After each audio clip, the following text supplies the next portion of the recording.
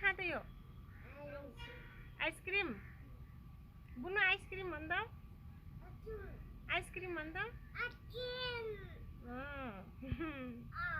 मिठो छ आइसक्रिम मिठो छ कि छैन छैन म खाइदिनु त म खाइदिन्छु है नखाने